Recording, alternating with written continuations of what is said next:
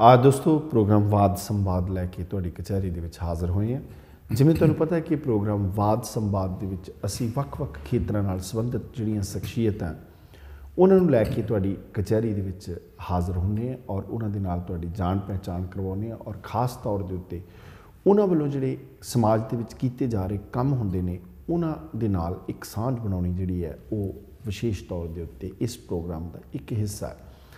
जिहड़ी शख्सियत अज साडे स्टूडियो दे विच तशरीफ लैके आई है, मैं कहांगा कि जदों धर्म प्रचार की गल चलती है, जदों कीर्तन की गल चलती है, तो उस वेले एक नां जिहड़ा है वो आम लोगों की जबान ते आउंदा है ते उन्हां दे कीर्तन नूं सुनन वास्ते हर जगह के उत्ते दुनिया जिहड़ी है वो उमड़ आउंदी है।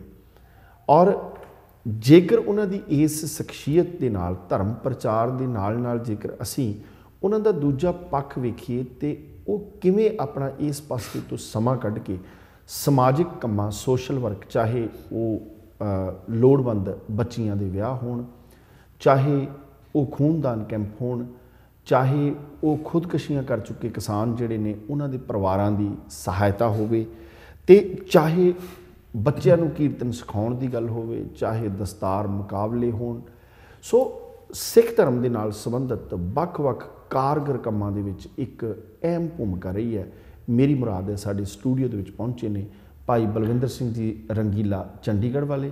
सो मैं सब तो पहला उन्हां नूं फतेह बुलाउणा। वाहिगुरू जी का खालसा वाहिगुरू जी की फतेह। भाई साहब गलबात का सिलसिला जिहड़ा है वो असी शुरू करते हैं। सब तो पहला तो असी दसना चाहांगे अपने दर्शकों नूं कि जिहड़ी तुसीं अपनी जिंदगी दे विच कीर्तन का आगाज़ जिहड़ा सी वो कदों कीता? कीर्तन का आगाज़ वीर जी कीता सीगा जदों 7 साल की उम्र सीगी जी। ते पिता जी साडे जसवंत सिंह रंगीला, पहली गल है कि रंगीला कोई जात नहीं है जी, रंगीला तखलस है। तुसीं हम सूझवां नूं जाणदे हो कि जिहड़े कोई मशहूर कवि होण, गाण वाले होण या अपने रागी सिंह ने कीर्तनी जथे उन्हां दे नाम नाल पिछे कोई ना कोई तखलस लगा होंदा। तखलस जिवें जसवंत सिंह कंवल उन्होंने अपना लाया होया नाम, मतलब इस कोई जिवें शहर का नाम लगा लिया, पिंड का लगा लिया, राइट। इदां साडे नाम नाल ये तखलस रंगीला। ते पिता जी मिलटरी विच सीगे पहला, ठीक है जी। बॉक्सिंग खेडदे सन, बॉक्सर सीगे ते मैडल भी मिलिया उन्होंने। पर बॉक्सिंग खेडदियां पीठ में चोट लगन करके मैडिकल बोर्ड से रिटायर होए। ठीक है। और साडे अपने संत होए ने बाबा प्रेम सिंह जी मराले वाले जी, पाकिस्तान च। ठीक है जी। तो जिस वेले पाकिस्तान हिंदुस्तान की वंड हुई तो बाबा प्रेम सिंह जी उस वेले सानू सारिਆਂ ਨੂੰ बेगोला लैके आए। ठीक, साडे दादिਆਂ ਨੂੰ, साडा तो खैर जन्म भी नहीं सी होया उदों। तो पिता जी साडे संत बाबा प्रेम सिंह जी मराले वाले ने जिहड़ा स्कूल खोलिया सी बेगोवाल, उत्थे ही पढ़े। ठीक है। महापुरुषों का संग किया सीगा ते महापुरुषों दी असीसां सीगियां। इस करके मिलटरी दौरान भी पिता जी का जिहड़ा झुकाव सीगा वो गुरु घर वाल सी। ठीक है। ते मैडिकल बोर्ड ते जदों रिटायर होए फिर दिल्ली आके उन्होंने कीर्तन सीखिया। ठीक है जी। और कीर्तन का शौक ही जिहड़ा सीगा उन्होंने लै गया मथुरा जी, इतिहासक गुरुद्वारा उत्थे। ठीक है। गुरु तेग बहादुर साहब जी का। तो उत्थे ही जिहड़ा नाल तबला वजांदा सीगा, पिता जी जे शब्द कोई होर पढ़ते सन तो वह ताल गलत वजांदा सीगा, मैं खराबी करता सी जानबूझ के। एक दिन ऐतवार सी, संगत बहुत बैठी तो पिता जी कहन लगे भी जे तू तबला वजाना है तो सीधी तरह वजा, भी एवं बेरसी क्यों करता। ठीक है। ये शायद किसी कीर्तनी दे जिंदगी विच पहली घटना होगी इदां दी कि तबले वाला भरी संगत विचों तबला लैके उठ गया तो माहौल बड़ा अपसैट जिहा हो गया। अच्छा। तो उस वेले मेरी उम्र 7 साल की सीगी।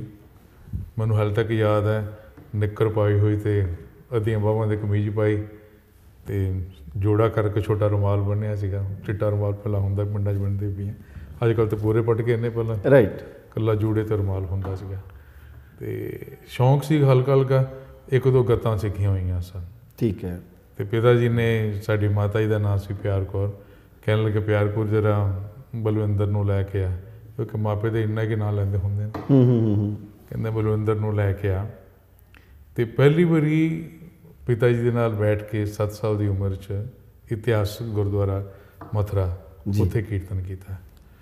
ਉਹ ਜਿੰਨਾ ਕਹਿੰਦਾ ਸੀ ਵਜਾਉਣਾ ਤਾਂ ਉਨਾ ਹੀ ਸੀਗਾ, ਅਤੇ ਮਾਹੌਲ ਜਿਹੜਾ ਸੀਗਾ ਕਾਫੀ ਮਤਲਬ ਖਰਾਬ ਹੋਇਆ ਸੀਗਾ। ਉੱਥੇ ਫਿਰ ਸਾਡੀ ਮਾਤਾ ਜੀ ਨੇ ਅਰਦਾਸ ਕੀਤੀ ਸੀ ਵੀ ਮਹਾਰਾਜ ਕੋਈ ਕੁਛ ਮੰਗਦਾ, ਕੋਈ ਕੁਛ ਮੰਗਦਾ ਹੈ, ਪਰ ਮੈਂ ਆਪਣੇ ਪੁੱਤਰਾਂ ਵਾਸਤੇ ਤੇਰੇ ਕੋਲੋਂ ਕੀਰਤਨ ਦੀ ਦਾਤ ਮੰਗਦੀ ਹਾਂ ਵੀ ਮੇਰੇ ਪੁੱਤਰਾਂ ਨੂੰ ਕੀਰਤਨ ਦੀ ਦਾਤ ਦੇ। ਰੰਗੀਲਾ ਸਾਹਿਬ, ਜਿਵੇਂ ਤੁਸੀਂ ਮਾਤਾ ਜੀ ਵਾਲੀ ਭਾਵੁਕ ਗੱਲ ਸੁਣਾਈ, ਬਹੁਤ ਮਤਲਬ ਮਨ ਨੂੰ ਲੱਗਦੀ ਹੈ। ਕੀ ਮਾਤਾ ਜੀ ਹੋਰਾਂ ਦੀ ਅਰਦਾਸ ਜਿਹੜੀ ਹੈ ਉਸ ਤੋਂ ਬਾਅਦ ਤੁਸੀਂ ਵੀ ਇਸ ਪਿਰਤ ਨੂੰ ਅੱਗੇ ਤੋਰਿਆ? ਕਿਉਂਕਿ ਅੱਜ ਤੱਕ ਸ਼ਾਇਦ ਮੇਰਾ ਖਿਆਲ ਹੈ ਜੇ ਇਹ ਗੱਲ ਕਹਿਣੀ ਹੋਵੇ ਕਿ ਕੋਈ ਵੀ ਮਾਂ ਜਿਹੜੀ ਹੈ ਨਾ, ਬਹੁਤ ਘੱਟ ਮਾਵਾਂ ਹੋਣਗੀਆਂ, ਅਸੀਂ ਅਜੇ ਤੱਕ ਇਹ ਗੱਲ ਕਹਿੰਦੀ ਨਹੀਂ ਸੁਣੀ ਕਿ ਮੇਰਾ ਪੁੱਤਰ ਵੱਡਾ ਹੋ ਕੇ ਧਰਮ ਪ੍ਰਚਾਰਕ ਬਣੇ ਜਾਂ ਕੀਰਤਨੀਆ ਬਣੇ। ਪਰ ਤੁਸੀਂ, ਉਹ ਮਾਤਾ ਜੀ ਨੇ ਜਿਹੜੀ ਤੁਹਾਨੂੰ ਇੱਕ ਅਸੀਸ ਦਿੱਤੀ ਜਾਂ ਅਰਦਾਸ ਕੀਤੀ, ਤੁਸੀਂ ਵੀ ਉਸ ਨੂੰ ਅੱਗੇ ਤੋਰਿਆ ਜੀ? ਹਾਂ ਬਿਲਕੁਲ, ਕਿਉਂਕਿ ਸਾਨੂੰ ਜੋ ਵੀ ਮਿਲਿਆ ਮਹਾਰਾਜ ਦੀ ਬਾਣੀ ਸਦਕਾ ਮਿਲਿਆ। ਅੱਜ ਅਸੀਂ ਇੰਡੀਆ ਤੋਂ ਇੰਨੀ ਦੂਰ ਤੁਹਾਡੇ ਕੋਲ ਅਮਰੀਕਾ, ਨਿਊਯਾਰਕ ਆ ਕੇ ਬੈਠੇ ਹਾਂ। ਤੁਹਾਡੇ ਇੱਕ ਜਸ ਪੰਜਾਬੀ TV ਦਾ ਨਾਂ ਹੈ, ਔਰ ਇੱਕ ਪਿੰਡ ਦੀਆਂ ਗਲੀਆਂ ਵਿੱਚ ਤੁਰਨ ਫਿਰਨ ਵਾਲਿਆਂ ਨੂੰ ਅੱਜ ਮਹਾਰਾਜ ਦੀ ਬਾਣੀ ਸਦਕਾ ਇਤਨਾ ਮਾਣ ਮਿਲਿਆ ਕਿ ਤੁਹਾਡੇ ਨਾਲ ਅਸੀਂ ਨਿਊਯਾਰਕ ਵਰਗੀ ਇਸ ਕੰਟਰੀ 'ਚ ਬੈਠ ਕੇ TV 'ਤੇ ਸੰਗਤਾਂ ਦੇ ਸਾਹਮਣੇ ਆਏ ਹਾਂ, ਅਤੇ ਮਹਾਰਾਜ ਦੀ ਬਾਣੀ ਸਦਕਾ ਜੀ ਉਸ ਨੂੰ ਅਸੀਂ ਕਦੇ ਭੁੱਲੇ ਨਹੀਂ। ਇਸ ਵਾਸਤੇ ਦਾਸ ਦਾ ਬੇਟਾ ਹੈ ਗੁਰਸੇਵਕ ਸਿੰਘ ਜੂਨੀਅਰ ਰੰਗੀਲਾ, ਠੀਕ ਹੈ, ਅਤੇ ਉਹਨੇ ਗ੍ਰੈਜੂਏਸ਼ਨ ਕੀਤੀ, ਅਤੇ ਗ੍ਰੈਜੂਏਸ਼ਨ ਤੋਂ ਬਾਅਦ ਕਹਿਣ ਲੱਗੇ ਵੀ ਪਾਪਾ ਮੇਰਾ ਮਨ ਕਰਦਾ ਮੈਂ ਵੀ ਕੀਰਤਨ ਕਰਾਂ। ਚਾਹੁੰਦੇ ਤਾਂ ਅਸੀਂ ਵੀ ਹਾਂ, ਠੀਕ ਹੈ, ਪਰ ਜਿਸ ਨੂੰ ਉਹਦੇ ਮੂੰਹ ਤੋਂ ਸੁਣਿਆ ਸਾਨੂੰ ਬੜੀ ਖੁਸ਼ੀ ਹੋਈ। ਮੈਂ ਕਿਹਾ ਬੇਟਾ ਇਸ ਤੋਂ ਵੱਡੀ ਕੋਈ ਖੁਸ਼ੀ ਦੀ ਗੱਲ ਨਹੀਂ, ਕਿਉਂਕਿ ਜਿਹੜੀ ਸਾਡੀ ਆਉਣ ਵਾਲੀ ਯੰਗ ਜਨਰੇਸ਼ਨ ਹੈ ਉਹਦੇ ਵਾਸਤੇ ਪੜ੍ਹੇ ਲਿਖੇ ਪ੍ਰਚਾਰਕਾਂ ਦੀ ਬੜੀ ਲੋੜ ਹੈ। ਜੀ ਜੀ ਜੀ ਜੀ। ਉਹ ਹੁਣ ਨੋਰਮਲ ਕੀਰਤਨ ਵੀ ਕਰਦੇ ਆ, ਕਲਾਸੀਕਲ ਵੀ ਕਰਦੇ ਆ, ਲਾਈਟ ਵੀ ਕਰਦੇ ਆ, ਪੰਜਾਬੀ ਵਿੱਚ ਵੀ, ਗੁਰਮੁਖੀ ਵਿੱਚ ਵੀ ਕਥਾ ਵਿਆਖਿਆ ਕਰਦੇ ਆ, ਔਰ ਇੰਗਲਿਸ਼ ਦੇ ਵਿੱਚ ਵੀ। ਰੰਗੀਲਾ ਸਾਹਿਬ, ਮੈਂ ਇਸੇ ਗੱਲ ਨੂੰ ਅੱਗੇ ਲੈ ਕੇ ਜਾਣਾ, ਮਤਲਬ ਮੈਂ ਤੁਹਾਡੇ ਕੋਲੋਂ ਇਹ ਪੁੱਛਣਾ ਚਾਹੁੰਦਾ ਕਿ ਕੀ ਜਿਹੜੀ ਗੁਰਬਾਣੀ ਦਾ ਸਬਜੈਕਟ ਹੈ ਅੱਜ ਸਮਾਂ ਮੰਗ ਕਰਦਾ ਕਿ ਯੂਨੀਵਰਸਿਟੀ ਪੱਧਰ ਦੇ ਉੱਤੇ ਜਿਹੜੇ ਕੀਰਤਨ ਕਰਨ ਵਾਲੇ ਬੱਚੇ ਆ ਉਹਨਾਂ ਨੂੰ ਵਿਸ਼ੇਸ਼ ਐਜੂਕੇਸ਼ਨ ਦੇ ਕੇ, ਮਤਲਬ ਜਿਵੇਂ ਵਿਦੇਸ਼ਾਂ ਦੇ ਵਿੱਚ ਆਉਂਦੇ ਨੇ, ਇੰਗਲਿਸ਼ ਦੇ ਵਿੱਚ ਵੀ ਟਰਾਂਸਲੇਟ ਕਰਦੇ ਨੇ ਉਹਦਾ ਭਾਵ ਅਰਥ, ਸੋ ਇਹ ਈਜ਼ੀ ਹੁੰਦਾ। ਇਹ ਅੱਜ ਸਮਾਂ ਮੰਗ ਕਰਦਾ ਕਿ ਵੱਡੇ ਪੱਧਰ ਦੇ ਉੱਤੇ ਮਤਲਬ ਐਜੂਕੇਸ਼ਨਲ ਇੰਸਟੀਚਿਊਟ ਜਿਹੜੇ ਨੇ ਉਹ ਗੁਰਬਾਣੀ ਨੂੰ ਇੱਕ ਸਬਜੈਕਟ ਬਣਾ ਕੇ ਉੱਥੋਂ ਯੂਨੀਵਰਸਿਟੀਆਂ ਦੇ ਵਿੱਚੋਂ ਕੀਰਤਨ ਵਾਲੇ ਤਿਆਰ ਹੋਣ। ਬਿਲਕੁਲ ਚਾਹੀਦਾ, ਕਿਉਂਕਿ ਅਸੀਂ ਅੱਜ ਤੋਂ ਸੰਨ 2000 ਵਿੱਚ ਜੀ ਇੱਕ ਅਕੈਡਮੀ ਸ਼ੁਰੂ ਕੀਤੀ ਸੀ, ਸ੍ਰੀ ਗੁਰੂ ਰਾਮਦਾਸ ਜੀ ਫ੍ਰੀ ਗੁਰਮਤਿ ਸੰਗੀਤ ਅਕੈਡਮੀ, ਸੈਕਟਰ 40 ਚੰਡੀਗੜ੍ਹ। ਕੁਝ ਕਾਰਨਾਂ ਕਰਕੇ ਸਾਨੂੰ ਉਹਦਾ ਨਾਮ ਬਦਲੀ ਕਰਨਾ ਪਿਆ। ਹੁਣ ਉਹਦਾ ਨਾਂ ਹੈ ਸ੍ਰੀ ਗੁਰੂ ਹਰ ਰਾਏ ਜੀ ਗੁਰਮਤਿ ਸੰਗੀਤ ਵਿਦਿਆਲਾ, ਸੈਕਟਰ 40 ਚੰਡੀਗੜ੍ਹ। ਜਦੋਂ ਅਸੀਂ ਸ਼ੁਰੂਆਤ ਕੀਤੀ ਸੀਗੀ ਇਹੋ ਹੀ ਸੋਚ ਕੇ, ਉਹ ਚੱਲ ਰਿਹਾ ਵਿਦਿਆਲਾ ਹੁਣ ਜੀ ਜੀ, ਜਿੱਥੋਂ 15,000 ਤੋਂ ਉੱਪਰ ਵਿਦਿਆਰਥੀ ਸਿੱਖਿਆ ਲੈ ਚੁੱਕੇ ਨੇ ਜੀ। ਬੱਚੇ, ਬੁੱਢੇ, ਜਵਾਨ, ਬੀਬੀਆਂ, ਭੈਣਾਂ, ਮਾਤਾਵਾਂ। ਅਸੀਂ ਉਮਰ ਦਾ ਨਹੀਂ ਕੋਈ ਫਰਕ ਰੱਖਿਆ, ਜਾਤ ਪਾਤ ਦਾ ਕੋਈ ਸਵਾਲ ਨਹੀਂ ਰੱਖਿਆ, ਜਿਹੜਾ ਮਰਜ਼ੀ ਆ ਕੇ ਸਿੱਖੇ। ਸਿਖਲਾਈ ਸਾਰੀ ਫਰੀ ਹੈ। ਅੱਛਾ, ਇਸ ਵੇਲੇ ਅਸੀਂ 2 ਵਿਦਿਆਲੇ ਚਲਾ ਰਹੇ ਹਾਂ, ਇੱਕ ਚੰਡੀਗੜ੍ਹ, ਇੱਕ ਕੀਰਤਪੁਰ ਸਾਹਿਬ, ਅਨੰਦਪੁਰ ਸਾਹਿਬ ਦੇ ਕੋਲ ਜੀ। ਦੋਨਾਂ ਦੀ ਸਿਖਲਾਈ ਫਰੀ ਹੈ। 1.5 ਲੱਖ ਰੁਪਈਆ 1 ਮਹੀਨੇ ਦਾ ਖਰਚਾ ਹੈ, ਪਰ ਫੀਸ ਕਿਸੇ ਕੋਲੋਂ ਨਹੀਂ। ਠੀਕ ਹੈ। ਅਸੀਂ ਇੱਕ ਮਨ ਵਿੱਚ ਸੁਪਨਾ ਸੀ, ਦੇਖੋ ਸੁਪਨੇ ਤੇ ਹੁਣ ਆਸਾਂ ਦੇ ਨਾਲ ਹੀ ਜੀਵਨ ਚੱਲਦੇ ਨੇ। ਉਹ ਸੁਪਨਾ, ਉਹ ਆਸ ਅੱਜ ਵੀ ਜਿਉਂਦੀ ਹੈ।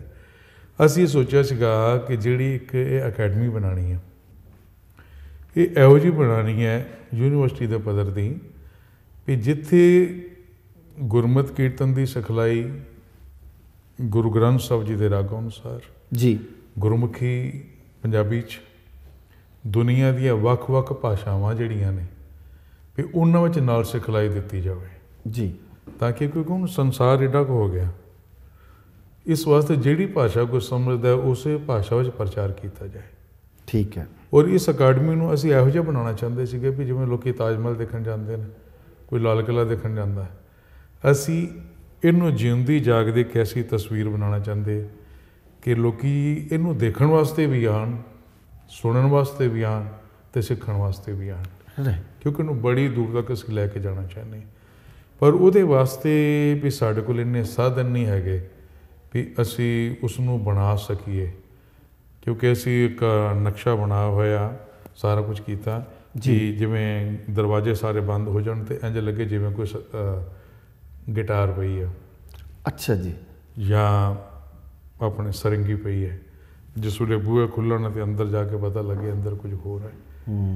ਤੇ ਅਸੀਂ ਖੁਦ ਇਹ ਸੋਚ ਕੇ ਇਹ 2 ਵਿਦਿਆਲੇ ਸ਼ੁਰੂ ਕੀਤੇ ਨੇ, ਪਰ ਹਾਲੇ ਸਾਡੀ ਪਹੁੰਚ ਉੱਥੇ ਤੱਕ ਨਹੀਂ ਜਾ ਰਹੀ ਫਿਰ ਅਸੀਂ ਉਹਨੂੰ ਬਹੁਤ ਦੂਰ ਤੱਕ ਫੈਲਾ ਕੇ ਲੈ ਜਾਈਏ। ਰਾਈਟ। ਰੰਗੀਲਾ ਸਾਹਿਬ, ਇਸ ਅਕੈਡਮੀ ਦੇ ਬਾਰੇ 'ਚ ਜੇਕਰ ਗੱਲ ਕੀਤੀ ਜਾਵੇ ਤਾਂ ਕੋਈ ਪ੍ਰਵਾਸੀ ਲੋਕਾਂ ਦਾ ਵੀ ਯੋਗਦਾਨ ਹੈ ਤੁਹਾਨੂੰ ਸਮੇਂ-ਸਮੇਂ 'ਤੇ, ਕਿਉਂਕਿ ਇੰਨੇ ਖਰਚੇ ਇੱਕਦਮ ਨਿੱਜੀ ਤੌਰ ਦੇ ਉੱਤੇ ਕਰਨੇ ਬੜੇ ਔਖੇ ਹੋ ਜਾਂਦੇ ਨੇ। ਬਿਲਕੁਲ, ਦੇਖੋ ਜੋ ਚੱਲ ਰਿਹਾ ਇਹ ਚੱਲਦਾ ਤੇ ਸੰਗਤ ਦੇ ਸਹਿਯੋਗ ਨਾਲ ਹੀ ਹੈ ਜੀ, ਇਕੱਲੇ ਅਸੀਂ ਨਹੀਂ ਕਰ ਸਕਦੇ ਪਹਿਲੀ ਗੱਲ, ਕਿਉਂਕਿ 1.5 ਲੱਖ ਰੁਪਈਆ ਇੱਕ ਮਹੀਨੇ ਦਾ ਖਰਚਾ ਜਿਹੜਾ ਜਾਣਾ ਹੀ ਜਾਣਾ। ਰਾਈਟ, ਠੀਕ ਹੈ ਜੀ। ਇਹਦੇ ਇਲਾਵਾ ਅਸੀਂ ਵੱਖ-ਵੱਖ ਪਿੰਡਾਂ 'ਚ ਨਾ 3-3 ਮਹੀਨੇ ਦੇ ਕੈਂਪ ਲਗਾਉਂਦੇ ਹਾਂ। ਠੀਕ ਹੈ। ਕੀਰਤਨ ਸਿਖਲਾਈ ਦੇ, ਤਬਲਾ, ਹਾਰਮੋਨੀਅਮ, ਗੁਰਬਾਣੀ ਸੰਥਿਆ, ਉਹ ਵੀ ਸਾਰੇ ਫ੍ਰੀ ਚੱਲਦੇ ਆ। ਔਰ 3 ਮਹੀਨੇ ਦਾ ਇੱਕ ਜਿਹੜਾ ਕੈਂਪ ਉਹਦਾ ਖਰਚਾ ਹੁੰਦਾ 2 ਲੱਖ ਜੀ। ਹੁਣ ਤੱਕ ਅਸੀਂ 35 ਕੈਂਪ ਲਗਾ ਚੁੱਕੇ ਹਾਂ। ਅੱਛਾ ਜੀ। ਤੇ 2 ਕੈਂਪ ਇਸ ਵੇਲੇ ਚੱਲਦੇ ਪਏ ਨੇ। ਇੱਕ ਚੱਲਦਾ ਬਲੌਂਗੀ, ਚੰਡੀਗੜ੍ਹ ਦੇ ਕੋਲ ਹੈ ਜੀ। ਇੱਕ ਹੈਗਾ ਮਲੋਇਆ, ਇਹ ਵੀ ਚੰਡੀਗੜ੍ਹ ਦੇ ਕੋਲ ਹੈ। 36 ਔਰ 37ਵਾਂ ਕੈਂਪ ਉੱਥੇ ਚੱਲ ਰਿਹਾ। ਔਰ 18 ਲੱਖ ਰੁਪਈਆ ਤੇ ਇਹਨਾਂ 2 ਵਿਦਿਆਲਿਆਂ ਦਾ ਮਹੀਨੇ ਦਾ ਖਰਚਾ ਜਿਹੜਾ ਹੋਣਾ ਹੀ ਹੋਣਾ, ਕਿਉਂਕਿ ਫੀਸ ਅਸੀਂ ਨਹੀਂ ਲੈਂਦੇ। ਠੀਕ ਹੈ। ਜਿਹੜੇ ਕੈਂਪ ਚੱਲਦੇ ਨੇ ਉਹਨਾਂ ਦਾ ਖਰਚਾ ਅਲੱਗ ਹੈ। ਇਸ ਕਰਕੇ ਹੁਣ ਸਾਧ ਸੰਗਤ ਦੀ ਆਪਣੀ ਅਸੀਸ, ਉਹਨਾਂ ਦੀ ਦਿੱਤੀ ਮਾਇਆ ਸਹਿਯੋਗ ਦੇ ਨਾਲ ਹੀ ਸਾਰਾ ਕੁਝ ਚੱਲ ਰਿਹਾ। ਰੰਗੀਲਾ ਸਾਹਿਬ, ਜਿਹੜੇ ਇਹ 3-3 ਮਹੀਨੇ ਦੇ ਤੁਸੀਂ ਕੈਂਪ ਲਗਾਉਂਦੇ ਹੋ ਪਿੰਡਾਂ ਦੇ ਵਿੱਚ ਜਾ ਕੇ, ਉਹਦੇ ਵਾਸਤੇ ਫਿਰ ਜਿਹੜੀ ਟ੍ਰੇਨਿੰਗ ਦੇਣੀ ਹੁੰਦੀ ਹੈ ਉਹ ਮਤਲਬ ਕੌਣ ਬੰਦੇ ਨੇ ਜਿਹੜੇ ਅੱਗੇ ਜਾ ਕੇ ਟ੍ਰੇਨਿੰਗ ਦਿੰਦੇ, ਆਪ ਜਾਂ ਕੋਈ ਤੁਸੀਂ ਅੱਗੇ ਜਿਹੜੇ ਕੁਛ ਲੋਕ ਜਿਹੜੇ ਇਸ ਕੰਮ ਵਾਸਤੇ ਰੱਖੇ ਹੋਏ ਨੇ ਕਿ ਤੁਸੀਂ ਟ੍ਰੇਨਿੰਗ ਦਿਓ? ਅਸੀਂ ਆਪ ਇੰਨਾ ਨਹੀਂ ਜਾ ਸਕਦੇ ਕਿਉਂਕਿ ਆਪ ਹੁਣ ਉੱਧਰ ਦਾ ਤੁਰੇ ਰਹਿੰਦੇ ਜੀ ਪ੍ਰਚਾਰ ਵਾਸਤੇ, ਤੇ ਅਸੀਂ ਆਪਣੇ ਪ੍ਰੋਫੈਸਰ ਰੱਖੇ ਹੋਏ ਨੇ ਜਿਹੜੇ ਸਾਡੀਆਂ 2 ਅਕੈਡਮੀਆਂ ਇਹ ਚਲਦੀਆਂ ਪਈਆਂ ਨੇ ਜੀ। ਉਹਨਾਂ ਵਾਸਤੇ ਪ੍ਰੋਫੈਸਰ ਵੱਖਰੇ ਨੇ, ਜਿਹੜੇ ਪਿੰਡ ਅਸੀਂ ਕੈਂਪ ਲਗਾਉਂਦੇ ਹਾਂ ਉਹਨਾਂ ਵਾਸਤੇ ਵੱਖਰੇ ਜਾਂਦੇ ਨੇ। ਠੀਕ ਹੈ। ਜਿਸ ਦਿਨ ਕੈਂਪ ਦੀ ਸ਼ੁਰੂਆਤ ਹੁੰਦੀ ਉਸ ਦਿਨ ਅਸੀਂ ਜਾਂਦੇ ਹਾਂ। ਠੀਕ ਹੈ। ਜਿਸ ਦਿਨ ਕੈਂਪ ਦੀ ਸਮਾਪਤੀ ਹੁੰਦੀ ਫਿਰ ਅਸੀਂ ਉਸ ਦਿਨ ਜਾਂਦੇ ਹਾਂ। ਅਸੀਂ ਕੀ ਕਰਦੇ ਹਾਂ, ਜਿੰਨੇ ਵਿਦਿਆਰਥੀ ਤਿਆਰ ਹੁੰਦੇ ਨੇ 3 ਮਹੀਨਿਆਂ 'ਚ 100 ਹੋਵੇ, 200 ਹੋਵੇ, 250 ਹੋਵੇ ਜੀ, ਫਿਰ ਉਹਨਾਂ ਨੂੰ ਗਰੁੱਪ ਵਾਈਜ਼ ਅਸੀਂ ਸਟੇਜ 'ਤੇ ਬਿਠਾਉਂਦੇ ਹਾਂ, ਕੀਰਤਨ ਦਰਬਾਰ ਕਰਦੇ ਹਾਂ ਬਕਾਇਦਾ, ਤਾਂ ਕਿ ਕੋਈ ਇਹ ਨਾ ਕਵੇ ਇਹਨਾਂ ਅਨਾਉਂਸਮੈਂਟ ਹੀ ਕੀਤੀ ਸੀ, ਕੀਤਾ ਕੁਝ ਨਹੀਂ, ਮਤਲਬ ਰਿਜ਼ਲਟ ਜਿਹੜੇ ਆ ਉਹ ਦਿਖਾਉਣੇ ਆ। ਸੋ ਦੋਸਤੋ, ਰੰਗੀਲਾ ਜੀ ਨਾਲ ਗੱਲਬਾਤ ਜਿਹੜੀ ਆ ਉਹ ਇਸੇ ਤਰ੍ਹਾਂ ਜਾਰੀ ਰਹੇਗੀ। ਉਹਨਾਂ ਵੱਲੋਂ ਸਮਾਜਿਕ ਕੰਮਾਂ ਦੇ ਵਿੱਚ ਪਾਏ ਯੋਗਦਾਨ ਨੂੰ ਅਸੀਂ ਤੁਹਾਡੇ ਨਾਲ ਸਾਂਝਾ ਕਰਾਂਗੇ। ਮਿਲਦੇ ਇੱਕ ਛੋਟੇ ਜਿਹੇ ਬ੍ਰੇਕ ਤੋਂ ਬਾਅਦ।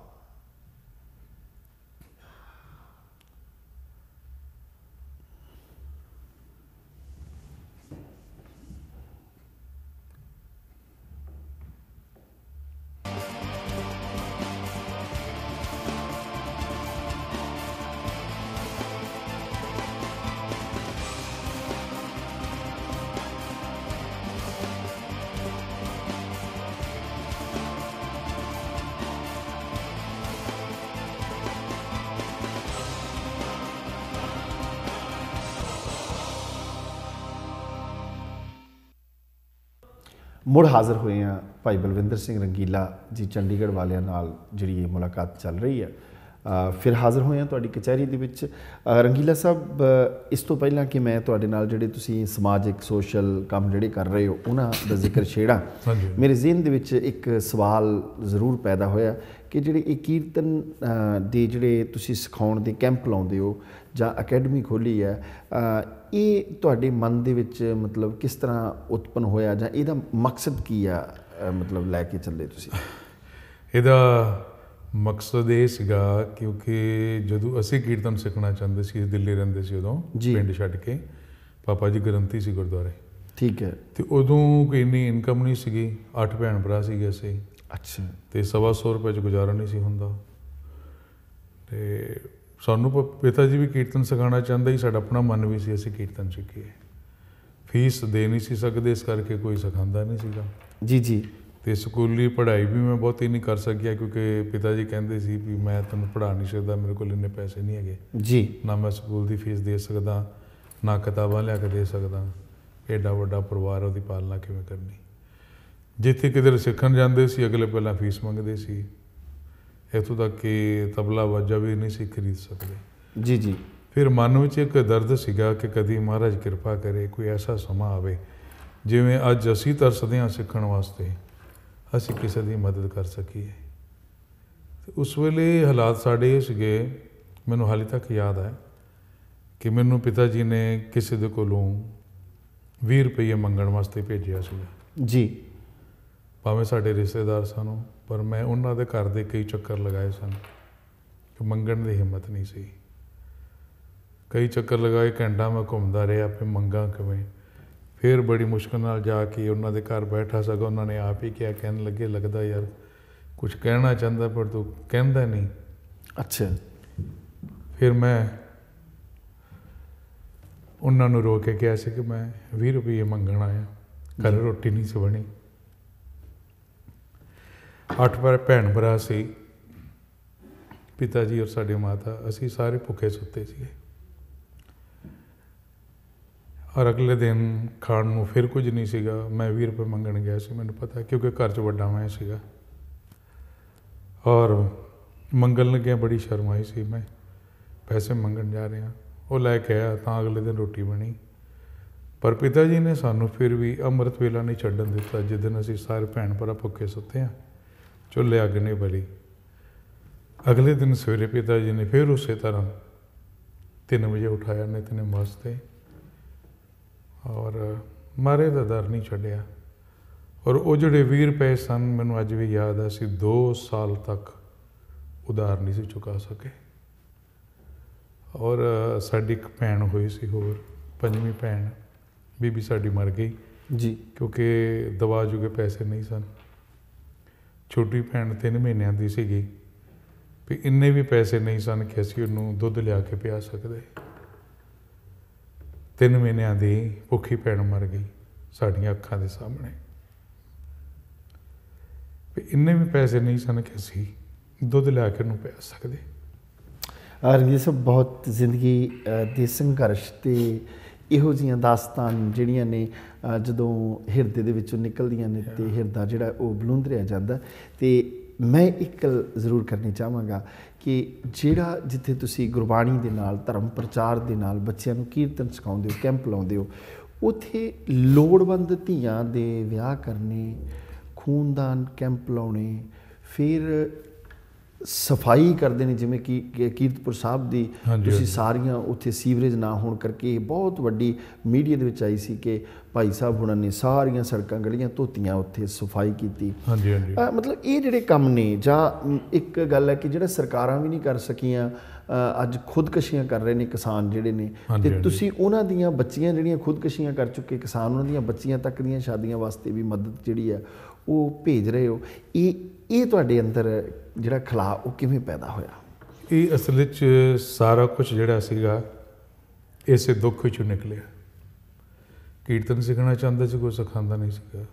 ਇਸ ਵਾਸਤੇ 2 ਅਕੈਡਮੀਆਂ, ਵਿਦਿਆਲਾ ਸ਼ੁਰੂ ਕੀਤਾ ਕਿ ਅੱਜ ਵੀ ਸਾਡੇ ਵਰਗੇ ਬੜੇ ਤਰਸਦੇ ਨੇ ਵੀ ਆਪਾਂ ਇਹਨਾਂ ਨੂੰ ਫ੍ਰੀ ਸਿਖਾਈਏ, ਕਿਸੇ ਕੋਲੋਂ ਪੈਸਾ ਨਹੀਂ ਲੈਣਾ। ਜੀ ਜੀ।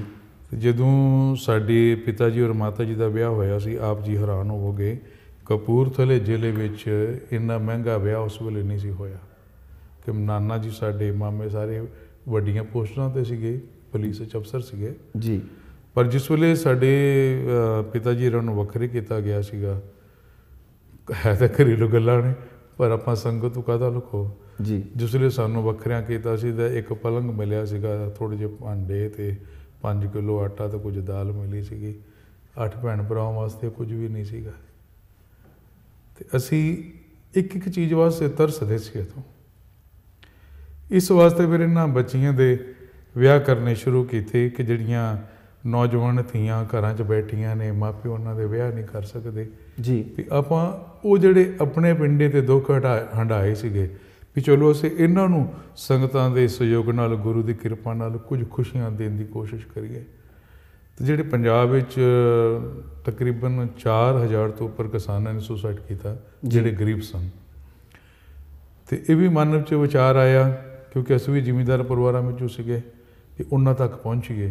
ਸਾਰਿਆਂ ਦਾ ਤਾਂ ਨਹੀਂ, ਚਲੋ ਜਿੰਨਾ ਦਾ ਆਪਾਂ ਕਰ ਸਕਦੇ ਹਾਂ, ਜਿੰਨਾ ਵੀ ਹੋ ਸਕਿਆ। ਫਿਰ ਜ਼ਿਲ੍ਹਾ ਸੰਗਰੂਰ 'ਚ ਪਿੰਡ ਚੂੜਲ ਕਲਾਂ ਜੀ, ਉੱਥੇ ਫਿਰ ਅਸੀਂ ਜਾ ਕੇ, ਤੁਸੀਂ ਨਾਂ ਸੁਣਿਆ ਹੋ ਕਿ ਬਲਜੀਤ ਬੱਲੀ ਅਜੀਤ ਅਖਬਾਰ ਦੇ ਬੜੇ ਮਸ਼ਹੂਰ ਨੇ। ਹਾਂਜੀ ਹਾਂਜੀ, ਬਲਜੀਤ ਬੱਲੀ ਸਾਡੇ ਕਈ ਵਾਰੀ ਇੱਥੇ ਆਉਂਦੇ ਹੁੰਦੇ ਨੇ, ਗੱਲਬਾਤ ਕਰਦੇ ਨੇ। ਉਹਨਾਂ ਦੀ ਡਿਊਟੀ ਲਾਈ ਸੀ, ਪ੍ਰੇਮ ਪਿਆਰ ਉਹਨਾਂ ਨਾਲ। ਮੈਂ ਕਿਹਾ ਸਾਨੂੰ ਕੁਝ ਪਰਿਵਾਰ ਦੱਸੋ ਉਹਨਾਂ ਕਿਸਾਨਾਂ ਦੇ ਜੀ, ਜਿਨ੍ਹਾਂ ਨੇ ਸੁਸਾਈਡ ਕੀਤਾ ਸੀ, ਉਹਨਾਂ ਦੇ ਬੱਚਿਆਂ ਦੇ ਵਿਆਹ ਕਰਨੇ। ਫਿਰ ਚੂੜਲ ਕਲਾਂ ਅਸੀਂ ਪਹੁੰਚੇ, ਪਰਿਵਾਰਾਂ ਨੂੰ ਬੁਲਾ ਲਿਆ ਸੀ। ਮੈਂ ਕਿਹਾ ਅਸੀਂ ਜ਼ਿਆਦਾ ਤਾਂ ਨਹੀਂ, 13 ਕੁੜੀਆਂ ਦੇ ਵਿਆਹ ਇੱਥੇ ਕਰਦੇ ਹਾਂ, ਕਿਉਂਕਿ ਚੰਡੀਗੜ੍ਹ ਵੀ ਕਰਨੇ ਨੇ ਜੀ। ਤੁਸੀਂ ਹੈਰਾਨ ਹੋਵੋ ਕਿ ਜਿਸ ਵੇਲੇ ਪਰਿਵਾਰ ਆਏ ਅਤੇ ਸਾਡੀ ਜਿਹੜੀ ਨਾਲ ਸੰਗਤ ਗਈ ਸੀ, ਕੁਝ ਬੀਬੀਆਂ ਸਨ, ਕੁੜੀਆਂ ਦੇ ਮਾਂ ਪਿਓ ਜੀ, ਅਤੇ ਉਹਨਾਂ ਨੇ ਸਾਨੂੰ ਦੱਸਿਆ, ਕਹਿੰਦੇ ਜਿਹੜੀ ਲੜਕੀਆਂ ਦੀਆਂ ਮਾਵਾਂ ਸੀਗੀਆਂ, ਉਹਨਾਂ ਨੇ ਜਿਹੜੀਆਂ ਗੱਲਾਂ ਦੱਸੀਆਂ, ਕਹਿੰਦੀਆਂ ਜਦੋਂ ਸਾਡੇ ਘਰ ਵਾਲਿਆਂ ਨੇ ਸੁਸਾਈਡ ਕੀਤਾ, ਅਸੀਂ ਗੁਰਦੁਆਰੇ ਜਾ ਕੇ ਆਪ ਲੰਗਰ ਖਾਣਾ, ਅਤੇ ਆਪਣੇ ਬੱਚਿਆਂ ਵਾਸਤੇ ਚੁੰਨੀਆਂ ਵਿੱਚ ਅਸੀਂ ਰੋਟੀਆਂ ਲੁਕੋ ਕੇ ਲੈ ਕੇ ਆਉਣੀਆਂ। ਅੱਧੀ ਅੱਧੀ ਰੋਟੀ ਆਪਣੇ ਬੱਚਿਆਂ ਨੂੰ ਦੇ ਕੇ ਅਸੀਂ ਪਾਲਿਆ ਜੀ, ਕਿਉਂਕਿ ਰੋਜ਼ ਰੋਜ਼ ਗੁਰਦੁਆਰੇ ਵੀ ਨਹੀਂ ਖਾਣ ਦਿੰਦੇ ਸੀਗੇ। ਅਤੇ ਕਹਿੰਦੇ ਜਿਸ ਵੇਲੇ ਸਾਨੂੰ ਸੁਨੇਹਾ ਮਿਲਿਆ ਕਿ ਉਹ ਕਿਉਂਕਿ ਬੋਲੀ ਹੈ ਉੱਧਰ, ਬਾਬਾ ਜੀ ਕਹਿੰਦੇ ਨੇ ਕੀਰਤਨ ਵਾਲਿਆਂ ਨੂੰ, ਕਹਿੰਦੇ ਸਾਨੂੰ ਪਤਾ ਲੱਗਾ ਕੋਈ ਰੰਗੀਲਾ ਬਾਬਾ ਜੀ ਆ ਰਹੇ ਨੇ ਸਾਡੀ ਕੁੜੀਆਂ ਦੇ ਵਿਆਹ ਵਾਸਤੇ। ਕਹਿੰਦੇ ਇੱਕ ਹਫ਼ਤਾ ਅਸੀਂ ਸੁੱਤੇ ਹੀ ਨਹੀਂ ਵੀ ਅੱਜ ਕੌਣ ਆਏਗਾ। ਨਾ ਕੋਈ ਸਰਕਾਰ ਆਈ, ਨਾ ਕੋਈ ਜਥੇਬੰਦੀ ਆਈ, ਰੰਗੀਲਾ ਬਾਬਾ ਕਿਹੜਾ ਜਿਹੜਾ ਆ ਰਿਹਾ। ਕਹਿੰਦੇ ਪਰ ਅੱਜ ਸਾਨੂੰ ਤਸੱਲੀ ਹੋਈ ਹੈ, ਅੱਜ ਅਸੀਂ ਆਰਾਮ ਨਾਲ ਜਾ ਕੇ ਸੌਣਾ ਕਿ ਸਾਡੀਆਂ ਧੀਆਂ ਦੇ ਵੀ ਡੋਲੇ ਉੱਠਣਗੇ। ਔਰ ਇੱਕ ਇੱਕ ਬੱਚੀ ਨੂੰ ਅਸੀਂ ਪੂਰਾ ਵਿਆਹਾਂ ਦਾ ਸਮਾਨ, ਸੋਨੇ ਦੀਆਂ ਵਾਲੀਆਂ ਔਰ ਹਲਵਾਈ ਬਿਠਾਏ, ਮਠਿਆਈਆਂ ਨਿਕਲੀਆਂ, ਪੂਰੇ ਚਾਵਾਂ ਨਾਲ ਉਹਨਾਂ ਬੱਚਿਆਂ ਦੇ ਵਿਆਹ ਕਰਕੇ ਉਹਨਾਂ ਦੀਆਂ ਡੋਲੀਆਂ ਤੋਰੀਆਂ ਜੀ। ਰੰਗੀਲਾ ਸਾਹਿਬ, ਇੱਕ ਗੱਲ ਮੈਂ ਜ਼ਰੂਰ ਪੁੱਛਣੀ ਚਾਹਾਂਗਾ, ਕਿਉਂਕਿ ਅਕਸਰ ਹੀ ਤੁਹਾਡੇ ਕੋਲ ਚਾਹੇ ਮੁੱਖ ਮੰਤਰੀ ਪ੍ਰਕਾਸ਼ ਸਿੰਘ ਬਾਦਲ ਹੋਣ, ਚਾਹੇ ਸਰਦਾਰ ਅਵਤਾਰ ਸਿੰਘ ਮੱਕੜ ਹੋਣ SGPC ਦੇ ਪ੍ਰਧਾਨ, ਚਾਹੇ ਤਖਤਾਂ ਦੇ ਜਥੇਦਾਰ ਹੋਣ, ਹਮੇਸ਼ਾ ਤੁਹਾਡੇ ਕੋਲ ਆਉਂਦੇ ਜਾਂਦੇ ਰਹਿੰਦੇ ਨੇ। ਔਰ ਮੈਂ ਇਹ ਪੁੱਛਣਾ ਚਾਹਾਂਗਾ ਕਿ ਕੁਝ ਜਿਹੜੇ ਮਾਣ ਸਨਮਾਨ ਵੱਡੇ ਪ੍ਰਾਪਤ ਹੋਏ ਨੇ ਤੁਹਾਨੂੰ, ਉਹਨਾਂ ਬਾਰੇ ਸਾਡੀ ਸੰਗਤ ਨਾਲ ਜ਼ਿਕਰ ਸਾਂਝਾ ਕਰੋ। ਉਹ ਇਸ ਤਰ੍ਹਾਂ ਸੀਗਾ ਕਿ ਦੇਖੋ, ਜਿਸ ਵੇਲੇ ਆਪਾਂ ਗੁਰੂ ਦੇ ਰਾਹ 'ਚ ਚੱਲਦੇ ਹਾਂ, ਸੇਵਾ ਸਿਮਰਨ ਕਰਦੇ ਹਾਂ, ਨਾਲ ਇਉਂ ਮਨੁੱਖਤਾ ਦੀ ਸੇਵਾ ਕਰਦੇ ਹਾਂ, ਫਿਰ ਸਤਿਗੁਰ ਆਪੇ ਮਨ ਦਵਾਉਂਦਾ। ਜਦੋਂ ਅਸੀਂ ਚੂੜਲ ਕਲਾਂ ਲੜਕੀਆਂ ਦੇ ਵਿਆਹ ਕੀਤੇ, ਉਸ ਤੋਂ ਬਾਅਦ ਵੀ ਇਹ ਚੱਲਦਾ ਜੀ। ਅਤੇ ਵਿਆਹਾਂ ਦੇ ਮੌਕੇ 'ਤੇ ਕੁਰੀ ਬਾਦਲ ਸਾਹਿਬ ਨੂੰ ਵੀ ਸੱਦਾ ਭੇਜਿਆ ਸੀ, ਉਹ ਆਏ ਜੀ। ਉਹ ਹੈਰਾਨ ਹੋ ਕੇ ਦੇਖ ਕੇ, ਉਹਨਾਂ ਦੇ ਘਰੋਂ ਬੀਬੀ ਸੁਰਿੰਦਰ ਕੌਰ ਵੀ ਆਏ ਸੀਗੇ ਇੱਕ ਵਾਰੀ। ਠੀਕ ਹੈ। ਉਹ ਇੰਨਾ ਕੁਝ ਕਹਿੰਦੇ ਰੰਗੀਲਾ ਸਾਹਿਬ ਇਹ ਸਾਰਾ ਕੁਝ ਕਿੱਦਾਂ ਹੋ ਰਿਹਾ। ਮੈਂ ਕਿਹਾ ਇਹ ਗੁਰੂ ਨਾਨਕ ਦਾ ਖਜ਼ਾਨਾ ਹੈ, ਇਹ ਗੁਰੂ ਨਾਨਕ ਕਰਦਾ ਆਪੇ ਹੀ। ਉਹ ਦੇਖ ਕੇ ਬੜੇ ਖੁਸ਼ ਹੋਏ, ਵੱਡੇ ਸਨ। ਮੈਂ ਕਿਹਾ ਤੁਸੀਂ ਹੁਣ ਬੱਚਿਆਂ ਨੂੰ ਪੱਲੇ ਪਕੜਾ ਕੇ ਜਾਓ, ਫਿਰ ਬੱਚਿਆਂ ਨੂੰ ਉਹਨਾਂ ਪੱਲੇ ਪਕੜਾਏ, ਉਹ ਸਾਰਾ ਕੁਝ ਦੇਖਿਆ। ਫਿਰ ਗੁਰਦੁਆਰਾ ਨਾਢਾ ਸਾਹਿਬ ਬੁਲਾ ਕੇ, ਮੱਕੜ ਸਾਹਿਬ ਵੀ ਉੱਥੇ ਆਏ ਸਨ, ਫਿਰ ਉਹਨਾਂ ਸਨਮਾਨ ਦਿੱਤਾ। ਔਰ ਜਿਹੜੇ ਆਪਾਂ ਵਿਆਹ ਕਰਦੇ ਹਾਂ ਹਰ ਸਾਲ ਤਖਤਾਂ ਦੇ ਜਥੇਦਾਰ ਵੀ ਉੱਥੇ ਆਉਂਦੇ ਨੇ, ਅਸੀਸਾਂ ਦਿੰਦੇ ਨੇ, ਖੁਸ਼ ਹੁੰਦੇ ਨੇ, ਔਰ ਨਾਲ ਮਾਨ ਸਨਮਾਨ ਦੇ ਕੇ ਜਾਂਦੇ ਨੇ। ਰੰਗੀਲਾ ਸਾਹਿਬ, ਅਖੀਰ ਦੇ ਵਿੱਚ ਜਿਹੜੇ ਵਿਦੇਸ਼ੀ ਨੇ, NRI ਲੋਕ ਨੇ, ਉਹਨਾਂ ਨੂੰ ਕੋਈ ਖਾਸ ਸੁਨੇਹਾ ਦੇਣਾ ਚਾਹੋਗੇ, ਜਾਂ ਇਹ ਦੱਸਣਾ ਚਾਹੋਗੇ ਕਿ ਇਹ ਜਿਹੜੀਆਂ ਸ਼ਾਦੀਆਂ ਨੇ, ਵਿਆਹ ਨੇ, ਇਹ ਕਿਹੜੇ ਮਹੀਨੇ ਦੇ ਵਿੱਚ ਹੁੰਦੇ ਨੇ? ਪ੍ਰਵਾਸੀ ਵੀ ਉਹਦੇ ਵਿੱਚ ਸ਼ਾਮਲ ਹੋ ਸਕਦੇ ਨੇ ਜਾ ਕੇ। ਔਰ ਕੁਛ ਜਿਹੜਾ ਹੈ ਆਪਣੀ, ਅਸੀਂ ਵੈਬਸਾਈਟ ਵੀ ਤੁਹਾਡੀ ਦਿਖਾਵਾਂਗੇ, ਕਿਹੜੀ ਕਿਹੜੀ ਵੈਬਸਾਈਟ ਹੈ, ਔਰ ਤੁਹਾਡੇ ਟੈਲੀਫੋਨ ਨੰਬਰ ਵੀ ਅਸੀਂ ਦਰਸ਼ਕਾਂ ਨੂੰ ਦੱਸਣੇ ਚਾਹਾਂਗੇ ਕਿ ਅਸੀਂ ਬਕਾਇਦਾ ਤੌਰ ਦੇ ਉੱਤੇ ਇਹ ਜਿਹੜਾ ਹੈ ਟੈਲੀਵਿਜ਼ਨ ਦੀ ਸਕਰੀਨ ਦੇ ਉੱਤੇ ਦਿਖਾ ਰਹੇ ਰੰਗੀਲਾ ਸਾਹਿਬ ਹੋਰਾਂ ਦੇ ਉੱਥੇ ਦੇ ਵੀ ਜਿਹੜੇ ਪ੍ਰੋਜੈਕਟ ਕਰ ਰਹੇ। ਅਤੇ ਅਖੀਰ 'ਚ ਪ੍ਰਵਾਸੀਆਂ ਨੂੰ ਕੀ ਸੰਦੇਸ਼ ਦੇਣਾ ਚਾਹੋਗੇ? ਅਸੀਂ ਦੇਖੋ, ਪਹਿਲਾਂ ਤਾਂ ਪ੍ਰਵਾਸੀ ਸੰਗਤਾਂ ਦਾ ਬਹੁਤ ਧੰਨਵਾਦ ਕਰਦੇ ਹਾਂ ਜੀ, ਜਿਹੜੇ ਉੱਥੇ ਆਏ, ਆਪਣੇ ਆਪ ਨੂੰ ਕਾਇਮ ਕੀਤਾ, ਕਾਰੋਬਾਰ ਕਰ ਰਹੇ ਨੇ, ਜਿੱਦਾਂ ਵੀ ਆਪਣੇ ਆਪ ਨੂੰ ਗੁਰੂ ਦੀ ਕਿਰਪਾ ਨਾਲ ਸੈੱਟ ਕੀਤਾ। ਔਰ ਇਹਨਾਂ ਸੰਗਤਾਂ ਦਾ ਬਹੁਤ ਸਹਿਯੋਗ ਹੈ ਜੀ। ਔਰ ਇਹਨਾਂ ਸੰਗਤਾਂ ਦੇ ਸਹਿਯੋਗ ਨਾਲ ਹੀ ਸਾਰੇ ਕਾਰਜ ਹੋ ਰਹੇ ਨੇ, ਕਿਉਂਕਿ ਲੱਖਾਂ ਦੇ ਖਰਚੇ ਹੁੰਦੇ ਨੇ, ਛੋਟੇ ਖਰਚੇ ਨਹੀਂ ਜੀ ਜੀ। ਔਰ ਸਾਰਿਆਂ ਨੂੰ ਇਹੀ ਬੇਨਤੀ ਕਰਾਂਗੇ ਕਿ ਜਿਵੇਂ ਆਪ ਜੀ ਨੇ ਸਹਿਯੋਗ ਦਿੱਤਾ ਹੈ, ਇਸੇ ਤਰ੍ਹਾਂ ਸਹਿਯੋਗ ਦਿੰਦੇ ਰਹੋ, ਕਿਉਂਕਿ ਇੱਕ ਜਿਹੜਾ ਸੁਪਨਾ ਹੈ ਅਕੈਡਮੀ ਯੂਨੀਵਰਸਿਟੀ ਦੇ ਪੱਧਰ ਬਣਾਉਣ ਦਾ ਜੀ, ਉਹਦੇ ਵਿੱਚ ਸੰਗਤਾਂ ਸਹਿਯੋਗ ਦੇਣ। ਔਰ ਹਰ ਸਾਲ ਅਕਤੂਬਰ ਦੇ ਮਹੀਨੇ ਅਸੀਂ ਵਿਆਹ ਕਰਦੇ ਹਾਂ। ਠੀਕ ਹੈ ਜੀ। ਅਤੇ ਦੁਸਹਿਰੇ ਤੋਂ 3-4 ਦਿਨ ਬਾਅਦ ਜੀ, ਹਰ ਸਾਲ 25 ਤੋਂ ਲੈ ਕੇ 31 ਵਿਆਹ, ਵਿੱਚ ਸਾਰਾ ਕਈ ਕੁਝ ਚੱਲਦਾ ਰਹਿੰਦਾ। ਪਰ ਜ਼ਿਆਦਾ ਅਸੀਂ ਗਿਣਤੀ ਵਿਆਹਾਂ ਦੀ ਇਸ ਵਾਸਤੇ ਨਹੀਂ ਵਧਾਉਂਦੇ ਕਿ ਅਸੀਂ ਥੋੜ੍ਹਾ ਕਰਕੇ ਬੜੇ ਸੋਹਣੇ ਤਰੀਕੇ ਨਾਲ, ਜਿਵੇਂ ਕੁੜੀਆਂ ਨੂੰ ਚੂੜੇ ਪਾਉਣੇ, ਕਲੀਰੇ ਬੰਨਣੇ, ਮਹਿੰਦੀ ਲੱਗਣੀ, ਔਰ ਨਾਲ ਇੱਕੋ ਵਰਗੇ ਸੂਟ, ਸਮਾਨ ਜ਼ਰੂਰਤ ਦਾ ਘਰ ਦਾ ਦੇ ਕੇ, ਉਹ ਹਜ਼ਾਰਾਂ ਸੰਗਤਾਂ ਦੀ ਹਾਜ਼ਰੀ 'ਚ ਡੋਲੀਆਂ ਤੁਰਦੀਆਂ ਨੇ, ਜਿਵੇਂ ਆਪਾਂ ਆਪਣੀਆਂ ਧੀਆਂ ਭੈਣਾਂ ਦੇ ਵਿਆਹ ਕਰਕੇ ਤੋਰਦੇ ਆ। ਵੀ ਮਤਲਬ ਮਹਿਸੂਸ ਨਾ ਹੋਵੇ, ਉਹ ਇਹੀ ਲੱਗੇ ਕਿ ਮਤਲਬ ਸਾਡੇ ਆਪਣੇ ਮਾਪਿਆਂ ਵਾਂਗੂ ਇਹਨਾਂ ਨੇ ਵਿਆਹ ਕੀਤੇ ਨੇ। ਸਾਨੂੰ ਕਿਹਾ ਵੀ ਜੇ ਚੂੜਲ ਕਲਾਂ ਸੀ ਵਿਆਹ ਕੀਤੇ, ਰਾਈਟ, ਤੇ ਉੱਥੇ ਹੁਣ ਮੈਂ ਨਾਂ ਨਹੀਂ ਲੈਣਾ, ਤੇ ਉਹ ਕਹਿਣ ਲੱਗੇ ਭਾਈ ਸਾਹਿਬ ਗਰੀਬ ਨੇ, 5 ਸੂਟ ਦੇ ਕੇ ਤੋਰ ਦਿਓ, ਦਾਲ ਫੁਲਕਾ ਦੇ ਦਿਓ, ਇਹਨਾਂ ਦੇ ਵਿਆਹ ਹੋ ਜਾਣ, ਇੰਨਾ ਹੀ ਬੜਾ। ਮੈਂ ਕਿਹਾ ਬਿਲਕੁਲ ਨਹੀਂ। ਮੈਂ ਕਿਹਾ ਲੋੜ ਜਿਹਨੂੰ ਹੁੰਦੀ ਨਾ ਉਹਨੂੰ ਦਿਓ। ਇੱਕ ਇਹਨਾਂ ਦੇ ਘਰ ਵਾਲੇ ਮਰ ਗਏ, ਇਹਨਾਂ ਬੀਬੀਆਂ ਰੋ ਰੋ ਕੇ ਧੀਆਂ ਪਾਲੀਆਂ, ਤੇ ਖੁਸ਼ੀ ਤਾਂ ਇਹਨਾਂ ਨੂੰ ਦੇਣੀ ਹੈ, ਰਾਈਟ, ਹੈ ਨਾ। ਫਿਰ ਅਸੀਂ ਜੋ ਜ਼ਰੂਰਤ ਦਾ ਸਮਾਨ ਸਾਰਾ ਦਿੱਤਾ, ਐ ਪੂਰੇ ਬੈਂਡ ਬਾਜਿਆਂ ਨਾਲ ਡੋਲੀਆਂ ਬੱਚੀਆਂ ਦੀਆਂ ਗਈਆਂ, ਪੂਰੇ ਸ਼ਾਨ ਸ਼ੌਕਤ ਨਾਲ ਵਿਆਹ ਕੀਤਾ। ਰੰਗੀਲਾ ਸਾਹਿਬ, ਤੁਹਾਡਾ ਬਹੁਤ ਮੇਰੇ ਕੋਲ ਲਫ਼ਜ਼ ਨਹੀਂ ਕਿ ਮੈਂ ਉਹਨਾਂ ਲਫ਼ਜ਼ਾਂ ਦੇ ਨਾਲ ਧੰਨਵਾਦ ਕਰਾਂ ਕਿ ਤੁਸੀਂ ਆਪਣਾ ਕੀਮਤੀ ਵਕਤ ਕੱਢ ਕੇ ਅੱਜ ਸਾਡੇ ਜਸ ਪੰਜਾਬੀ ਦੇ ਸਟੂਡੀਓ ਦੇ ਵਿੱਚ ਪਹੁੰਚੇ। ਔਰ ਮੈਂ ਇਹ ਕਹਾਂਗਾ ਕਿ ਜਿਹੜੇ ਮਿਸ਼ਨ ਨੂੰ ਤੁਸੀਂ ਲੈ ਕੇ ਚੱਲੇ ਹੋ, ਸ਼ਾਇਦ ਕੋਈ ਪ੍ਰਚਾਰਕ ਜਿਹੜੇ ਨੇ ਸਿੱਖ ਧਰਮ ਦੇ ਪ੍ਰਚਾਰਕ, ਉਹ ਸ਼ਾਇਦ ਤੁਸੀਂ ਪਹਿਲੇ ਹੋਵੋਗੇ ਜਿਹੜੇ ਕਿ ਜਿੱਥੇ ਇਹ ਧਰਮ ਪ੍ਰਚਾਰ ਵੀ ਕਰਦੇ ਹੋ, ਉੱਥੇ ਮੈਂ ਸਮਝਾਂਗਾ ਕਿ ਲੜਕੀਆਂ, ਲੋੜਵੰਦ ਲੜਕੀਆਂ ਦੇ ਹਰ ਸਾਲ ਵਿਆਹ ਕਰਨੇ ਔਰ ਵੱਡੇ ਸਮਾਗਮ ਕਰਨੇ, ਫਿਰ ਇਸ ਤਰ੍ਹਾਂ ਕੀਰਤਨ ਸਿਖਾਉਣ ਵਾਲੀਆਂ ਅਕੈਡਮੀਆਂ ਜਿਹੜੀਆਂ ਉਹ ਚਲਾਉਣੀਆਂ, ਪਿੰਡ ਪਿੰਡ ਕੈਂਪ ਲਾਉਣੇ। ਸੋ ਮੈਂ ਇਹ ਵਾਹਿਗੁਰੂ ਅੱਗੇ ਦੁਆ ਕਰਦਾ ਕਿ ਤੁਹਾਡਾ ਜਿਹੜਾ ਇਹ ਮਿਸ਼ਨ ਹੈ ਇਹ ਹੋਰ ਵੀ ਅੱਗੇ ਤੁਰੇ। ਮੈਂ ਅਦਾਰਾ ਜਸ ਪੰਜਾਬੀ ਵੱਲੋਂ ਤੁਹਾਡਾ ਤਹਿ ਦਿਲੋਂ ਸ਼ੁਕਰਗੁਜ਼ਾਰ ਹਾਂ। ਵਾਹਿਗੁਰੂ ਜੀ ਕਾ ਖਾਲਸਾ, ਵਾਹਿਗੁਰੂ ਜੀ ਕੀ ਫਤਿਹ।